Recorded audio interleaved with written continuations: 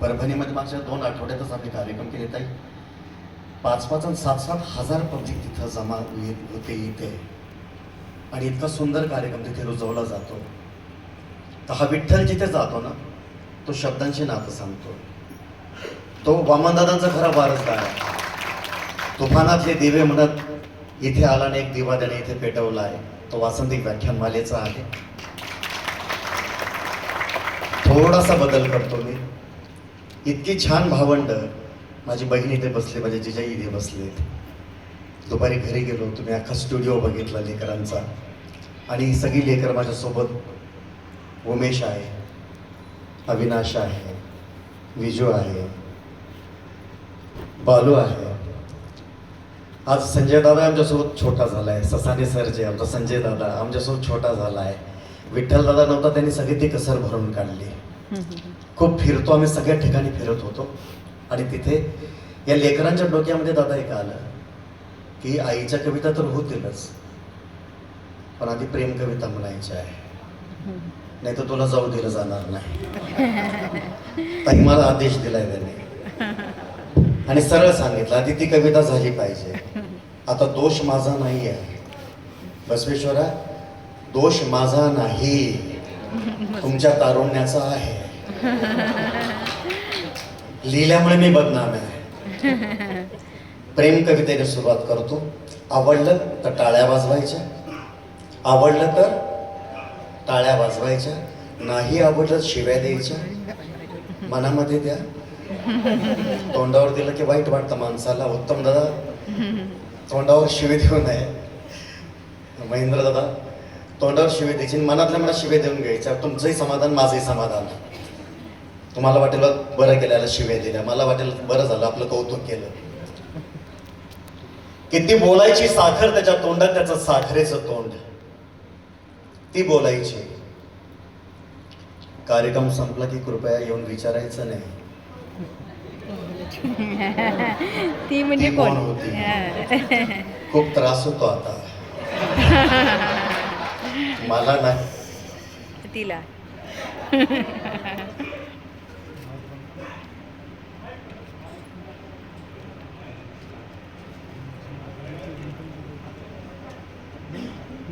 माईकला काय झालं?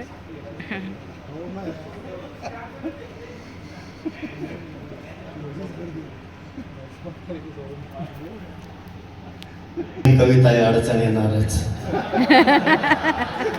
असं माझं म्हणणं नाही, विजूचं म्हणणं आहे. आमची वहिनी ताई इथं बसली असेल, तिने सांभाळून घ्यावं त्याला.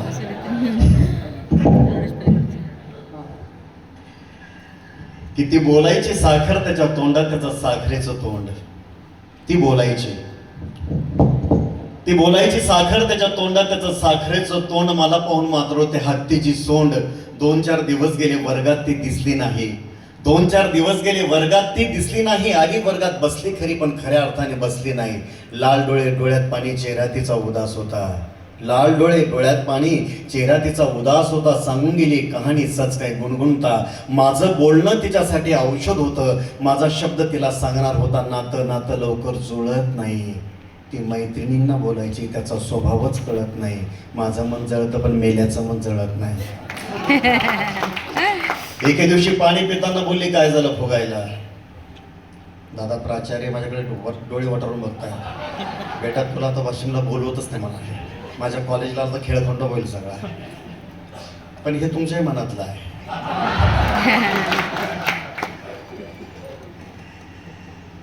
एके दिवशी पाणी पिताना बोलली काय झालं मग काय झालं. प्रेमामध्ये खूप खूप खूप खूप खूप माणसं हळवी होत जातात. हळवी होतात, इतके हळवी होतात की नंतर तू है मेरी किरण म्हणून मागे लागतात. पण तिच्या मनात काय चाललंय बिचारीच्या ते काही कळत नाही त्यांना. खरं तर तिच्या मनातलं जाणून घेतलं पाहिजे. महाराष्ट्रामध्ये खूप वाईट घटना घडल्या. रिंकू पाटील नावाची माझी लहान बहीण इयत्ता 9वीच्या अभ्यासक्रमात 10वीच्या परीक्षा हॉलमध्ये उल्हासनगरला जाऊन टाकली होती एकतर्फी प्रेमातून.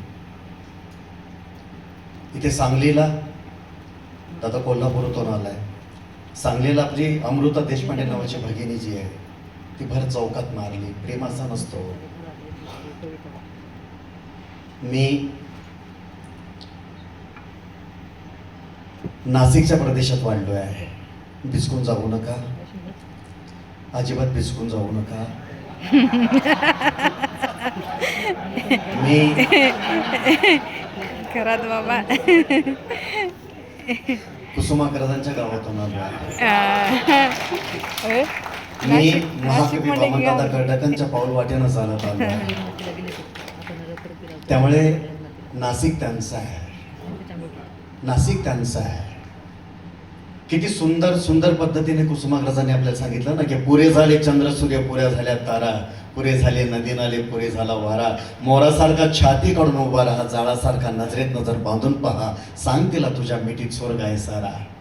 शेवाळलेले शब्दाने की मग छंद करतील काय, डांबरी सडकेवरती श्रावण इंद्रधनु बांधील काय. उन्हाळ्यातल्या ढगासारखा हवेत राशील फिरत, जास्तीत जास्त 12 महिने बाई बसेल झुरत. नंतर तुला लगीन चिठ्ठी आल्याशिवाय राहील काय. म्हणून म्हणतो जागा हो जाणीवापूर्वी वेळ. प्रेम नाही अक्षरांच्या भातुकलीचा खेळ. प्रेम म्हणजे वनवा होऊन जाळत जाणं, प्रेम म्हणजे जंगल होऊन जळत राहणं. प्रेम कर भिल्लासारखा बाणावरती खोचलेलं, मातीमध्ये उगवून सुद्धा मेघांपर्यंत पोहोचलेलं.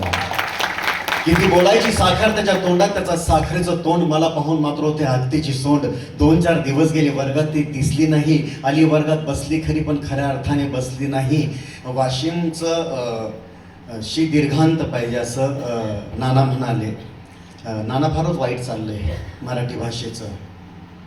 मी शहरात असलो तिकडे की दिसली नाही नाही म्हणतात मला, दिसली नाही, बसली नाही. फारच वाईट. तिकडे मला असंच बोलावं लागतं. इथे म्हणतो मी दिसली नाही. आणि ती बोलायची साखर त्याच्या तोंडात, त्याचं साखरेचं तोंड मला पाहून मात्र होते हत्तीची सोंड. 2-4 दिवस गेले वर्गात ती दिसली नाही. आली वर्गात बसली खरी पण खऱ्या अर्थाने बसली नाही. लाल डोळे डोळ्यात पाणी, चेहरा तिचा उदास होता. सांगून गेली एक कहाणी सच काही गुणगुणता. माझं बोलणं तिच्यासाठी औषध होतं. माझा शब्द तिला सांगणार होता. नातं लवकर जुळत नाही. ती मैत्रिणींना बोलायची, त्याचा स्वभाव कळत नाही. माझं मन जळतं ग पण मेल्याचं मन जळत नाही. एके दिवशी पाणी पिताना बोलली काय झालं फुगायला. ती पाण्याची टाकी आपल्यासाठीच असते कॉलेजमध्ये. एके दिवशी पाणी पिताना बोलली काय झालं फुगायला, माझ्यासोबत असं कोरडं वागायला. प्रेम नाही तर सरळ सांगून टाकावं, मन कशाला झाकावं. बोलली केविल वाणी, डोळ्यात आणून पाणी. कॉलेज सुटलं की धावत पडत लोकल धरते. तुमच्या हिशोबाने इथे लावून घ्या, इथे बस धरत असेल. कॉलेज सुटलं की लोकल धरते, घरी जाते, आरशात बघते मला मी, दिसतोस तू. मी स्वतःला बघू शकत नाही, तुझ्याशिवाय जगू शकत नाही. तुझं काय ते सांग अथवा सांगू नकोस. नजरेसमोर असतच जत्रेसारखा पांगू नकोस. एके दिवशी काय झाले, लोकल पावसाने बंद झाल्या. तिच्या सगळ्या मैत्रिणी माझ्या वळचणीला आल्या. सर्वांना पिटाळून कुठे कुठे दोघं स्टेशनात राहिलो. 1 कटिंग 2 कटिंग पाऊस पित राहिलो. दोघांच्या पावसात मग चिंब भिजले 2 वेडे. हे स्वप्न की सत्य दोघांना पडले कोडे. पाऊस थांबला, लोकल सुरू झाल्या, पाऊस थांबला. तिच्या डोळ्यातल्या पावसाने प्रवास मात्र लांबला. तिच्या डोळ्यातून कोसळली सर, शोधू लागली आपलं घर. मी म्हणालो उशीर होईल जाना घरी.